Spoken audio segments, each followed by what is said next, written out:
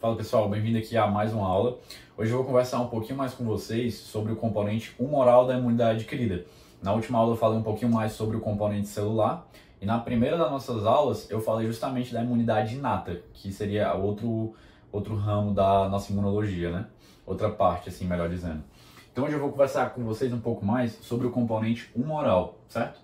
O componente humoral da imunidade adquirida nada mais nada menos é aquela imunidade mediada por anticorpos, certo?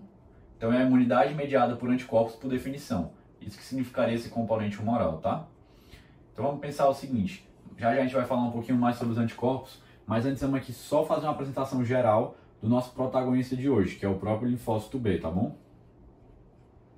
O linfócito B, ele expressa na sua membrana um receptor chamado de BCR. Esse BCR também pode ser chamado de imunoglobulina, é o outro nome do BCR. Imunoglobulina de superfície. Vamos entender por que esse nome. Porque o BCR, ou imunoglobulina de superfície, é composto por duas imunoglobulinas. A IgM, aqui no caso a IgM monomérica, e quando eu falar em outros momentos de anticorpos, vocês vão entender que existe também outro tipo de IgM, que é a pentamérica, e a IgD. Então, no caso, o BCR é um receptor composto de duas imunoglobulinas, IgM e IgD, tá bom? Por isso que também pode ser chamado de imunoglobulina de superfície, certo? Então, vamos entender o seguinte, esse nosso BCR, ele também tem uma capacidade um pouco diferente do linfócito T que a gente viu na última aula.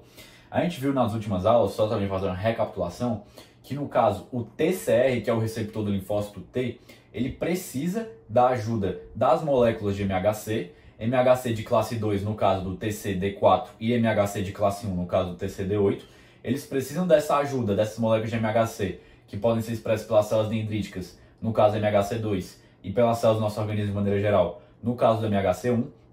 Eles precisam dessa ajuda das moléculas do MHC, no caso do linfócitos T, que a gente viu na aula passada, para poder reconhecer o antígeno, no caso o antígeno peptídico, certo? Então, aqui no caso do linfócito B é diferente. Por quê? Porque o BCR ele é capaz de reconhecer o antígeno todo, certo? O antígeno todo, o que eu quero dizer? Qualquer pedacinho do antígeno, seja um peptídeo, seja um polissacarídeo, seja uma parte mais lipídica, tá bom? Então o nosso BCR é capaz de reconhecer não só peptídeos, mas também polissacarídeos e partes lipídicas do corpo estranho, tá bom? Do nosso patógeno aqui. Então, no caso, todo esse processo que o nosso linfócito B, via o BCR, ser capaz de reconhecer o patógeno, qualquer pedacinho dele, não só peptídeos, é um processo que a gente chama de reconhecimento, tá só REC, in natura. Por que in natura? Porque não é necessário haver um processamento, como a gente viu na última aula, mas é capaz de ser um reconhecimento direto, in natura. Mesma coisa aquela ideia de um alimento processado, né? Se eu tenho uma fruta, uma maçã, por exemplo, se for me alimentar dela diretamente, assim, sem um processo de industrialização, eu estou me alimentando in natura, diretamente. Eu não preciso dar aquele processamento, aqueles alimentos processados, ultraprocessados, enfim. Então, quando eu falo que é um reconhecimento in natura, que não é necessário um processamento do patógeno para que o BCR reconheça ele. Ele é capaz, o linfócito B, via BCR, reconhecer diretamente esse patógeno, tá certo? Vamos pensar o seguinte, se a gente fosse falar aqui qual é a função do BCR, qual é a função do linfócito B principal? Justamente produzir anticorpos. Deixa eu puxar aqui, linfócito B em geral, produzir, só apagar aqui para não ficar muita coisa no quadro, anticorpos. Esses anticorpos podem ser de 5 classes diferentes, certo? Então vamos lá. Pode ser IgM, pode ser IgD, pode ser IgG, pode ser IgA, pode ser o IgE, tá bom? E depois eu vou falar mais um pouquinho que cada um desses terá uma função mais específica, certo? Lembrando, quem compõe o BCR, ou também chamado de imunoglobulina de superfície, esses dois aqui, IgM e IgD. Só que aqui para compor o BCR seria a IgM monomérica, como eu falei. E no caso dos anticorpos, mais de maneira geral, que vão ali ajudar ao ataque dos patógenos, seria, no caso da IgM, a IgM pentamérica, como eu também vou falar um pouquinho mais para frente, tá? Então vamos lá, recapitulando. Linfócito B tem um receptor chamado de BCR, ou imunoglobulina de superfície. Função do linfócito B, produzir anticorpos. O linfócito B que produz anticorpos é o linfócito B na sua forma ativada, que ganha um nome especial, que é o plasmócito.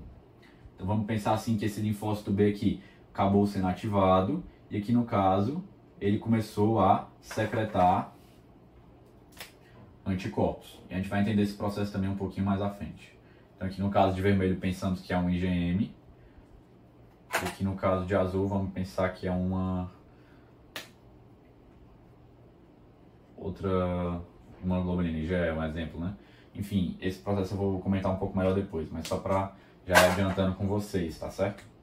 E entender o que é o anticorpo e tudo mais.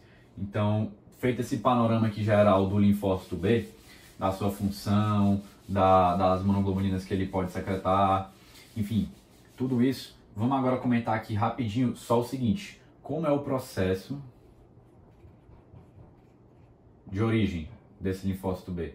Onde ele surge, né? Então, o processo de formação das nossas células que estão ali presentes no nosso sangue e tudo mais, é um processo que a gente chama de hematopoese, certo? E esse processo de hematopoese inicia lá na medula, como a gente abordou nas últimas aulas. Então, aqui seria justamente a medula óssea. Vou apagar só isso daqui, que ainda não é a hora dele. Medula óssea. E o linfócito B vai surgir lá, de uma linhagem chamada de linhagem linfóide, né? Que eu também trabalhei nas outras aulas, não vou retomar aqui agora nesse momento.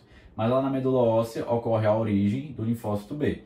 Só que quando ele origina, nesse processo aqui de origem, ele ainda está muito imaturo, certo? Então ele vai precisar, não vou detalhar tanto, é só para vocês saberem que existe, vai precisar passar por várias etapas de maturação até se transformar no linfócito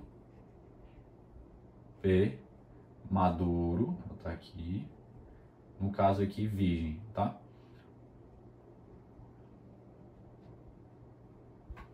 Esse processo vai ser justamente para, aqui quando ele se origina imaturo, ele ainda não expressa o BCR. Então esse processo vai ser tanto para justamente ele ser capaz de duas coisas: expressar um BCR de fato eficiente, capaz de reconhecer diversos patógenos, e também, ao mesmo tempo, ele também não reconhecer coisas do nosso próprio organismo, para não produzir autoanticorpos, para não causar o que a gente não quer, que seja justamente as doenças autoimunes, né? Então, exemplos de doenças autoimunes, só para exemplificar para vocês, tá? Não precisam saber exatamente disso. Mas que há a produção de autoanticorpos, né? A artrite reumatoide é um exemplo, que tem um anti-CCP, enfim, aí é coisa mais de patologias, né? Mas vamos só entender aqui o seguinte: lá na medula óssea ele sofre esse processo de origem, e aqui na medula óssea, vou botar assim, MO, tá? Abreviar aqui, colocar aqui só em parênteses, né? Que é MO. Lá na medula óssea, ele ainda vai passar por várias fases